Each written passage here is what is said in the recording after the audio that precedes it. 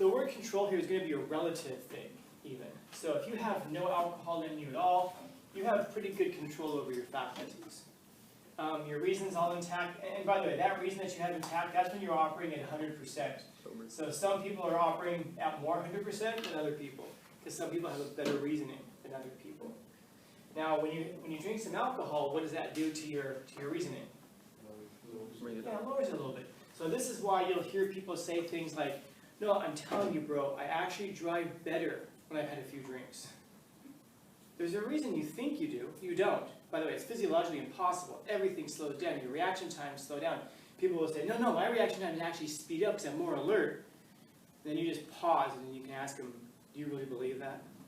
And they very well might believe it. And it's largely, well, it's two things. First off, we want to believe it because we want to continue to drink and drive.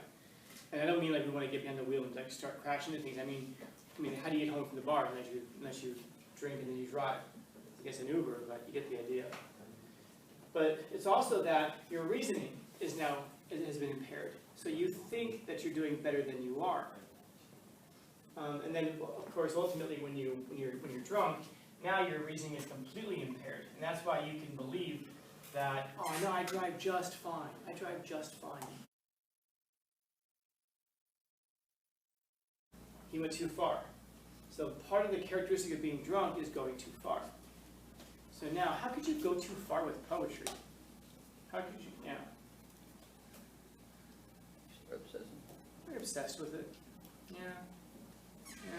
It's hard to imagine how you could go too far with poetry. It's possible.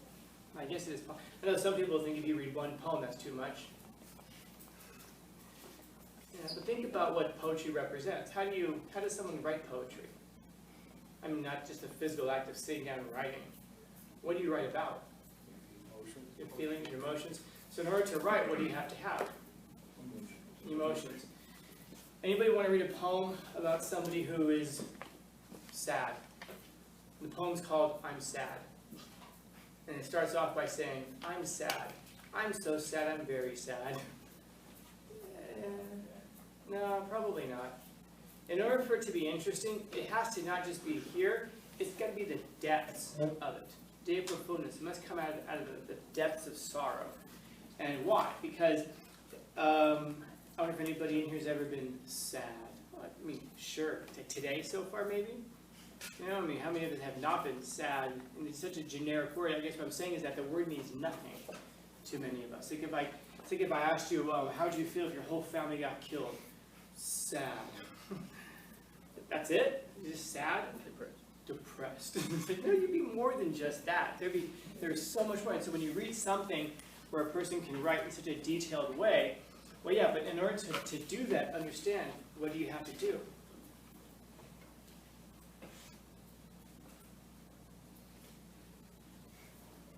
Maybe I'm asking the question very well.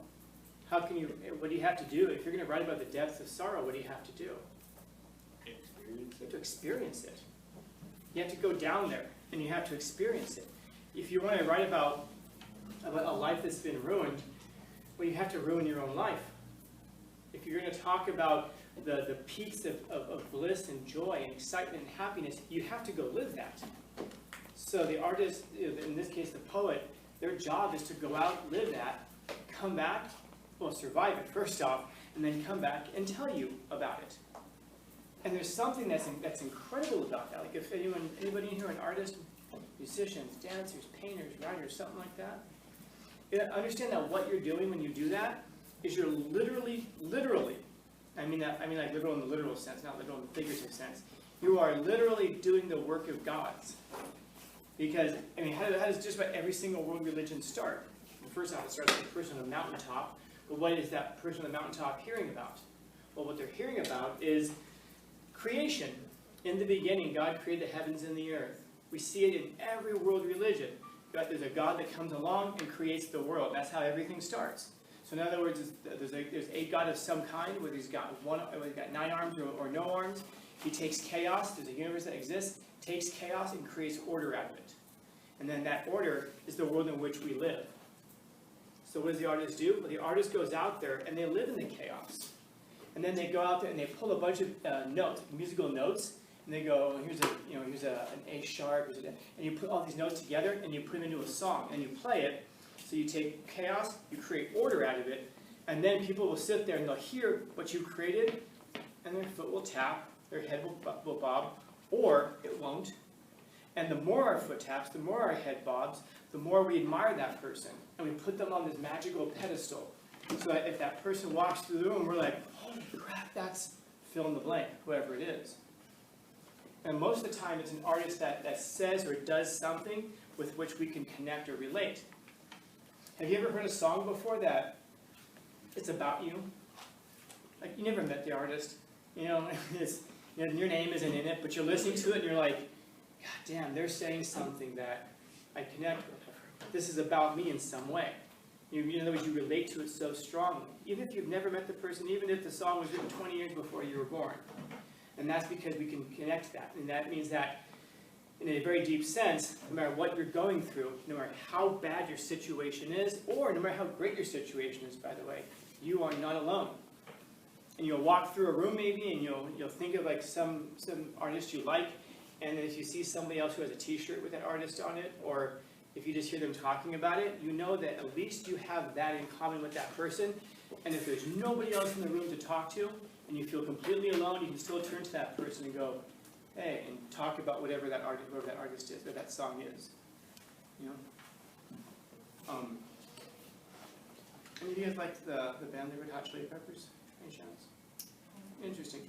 I mentioned it because they were in San Diego recently. And so my Instagram feed gets filled up with, I have a really eclectic group of friends, a very diverse group of friends. And it was neat because I saw these friends who were like all over the board. One of my friends who's a professor over at UCSD.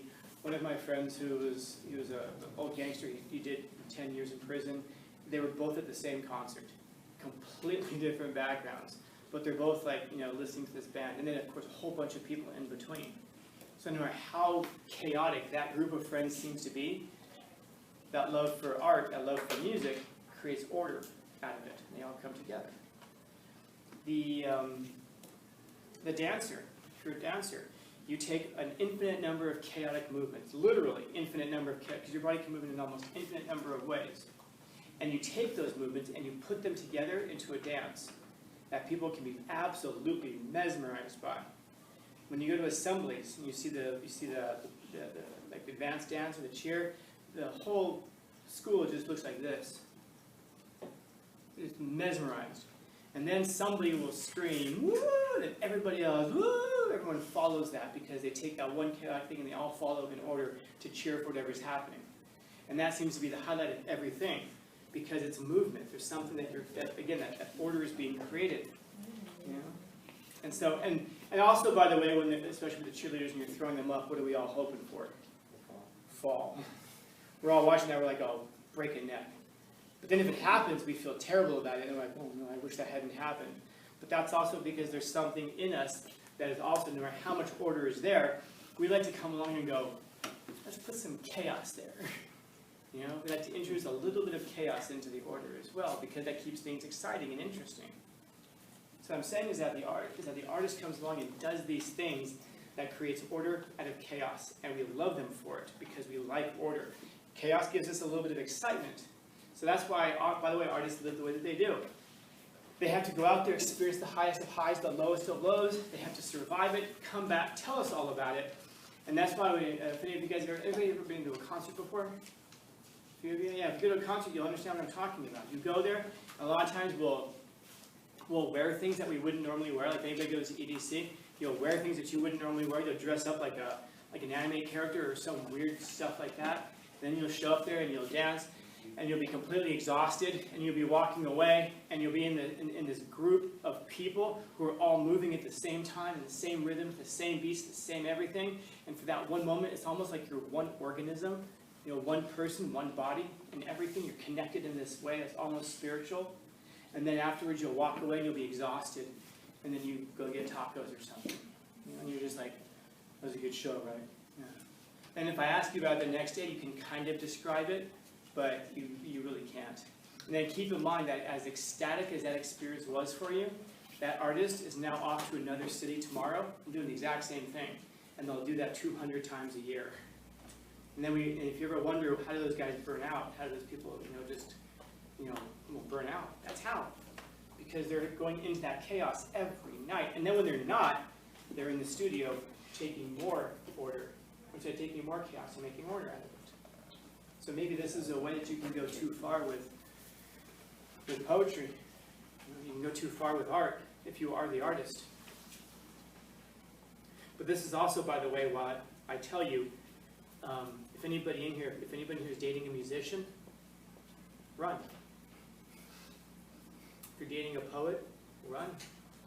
Run away. If they're a poet and a musician, forget about it. Why? Because they have to experience the highest of highs and the lowest of lows. And if you're going along with them, then you're doing these things as well, and you have no control over it. And you're not the important thing in their life. The art is the important thing in their life. They might say the right things. It's because you inspire my art. Oh, really? Yeah. And what happens when you stop inspiring the art? Somebody else is going to inspire the art. And that's where the attention is going to go. They're not going to mean to. They're not planning on it. They're not telling you that they're going to do it. But that's what happens. Why? Because the art is the priority. Why? Because that's the thing that they are. And if I were to ask you, who are you? If you remember that from the first or second day, who are you? If you come along and you say, well, I'm an artist, first and foremost, then that means that you have to do the thing of art. That's as much a part of you as breathing, as walking and sleeping. And so things become chaos for you. And you're probably going to lead a life of chaos in a number of ways.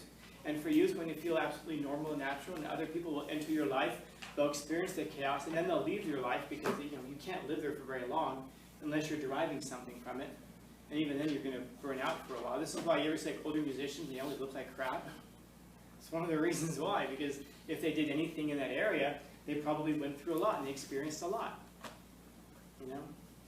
And so if you get pulled into the chaos with them, then, there you have it. So maybe that's a way that you can go too far with these things. To be that thing, go too far with it. Maybe. Questions? Comments, concerns, complaints, criticisms, critiques? Yes? How do you die?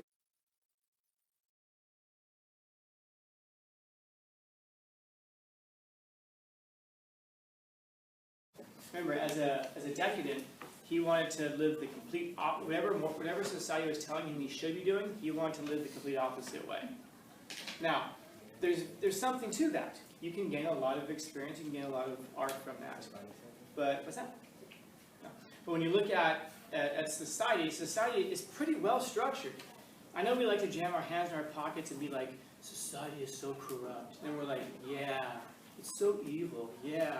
But you know what? It works. It works. You like eating? Yeah, thanks society for that. Anybody here know how to grow vegetables? Yeah, so thanks society then if you're able to eat, because that's how that stuff manages to happen. And so it's well ordered, it's structured. We might not like it sometimes because it tells us that we can't do things like slam into cars while we're drunk. Sometimes it sets up laws, but that's how it is that we're able to live and do all the things that we do because of this structure of society. So when people say, you only do what you do because society makes you, and then someone's like, yeah, of course, that's what most people do. That's why this works. That's why we have electricity. That's why we have education. That's why we have all these great things that we love so much, because of the rules and orders of society. It's the artist who comes along and says, nah. And because the rest of us don't want to do that, but we want to experience it, it's just like lots of people like to listen to gangster rap. But they don't want to go to the hood. We got to listen to it, but actually go there. Or we could drive through and be like, yeah, this is where these are the streets. And then someone yells, we freak out and drive. Whatever. And so in his case, the artist, if you live that way against society, well, eventually you die young. Most do. Most do. You've heard the 27 Club? Yeah. There's a lot who are on the edges of that, 26 and 28. So this is why. It's a short life. It's a life, though. Others? Happy Friday.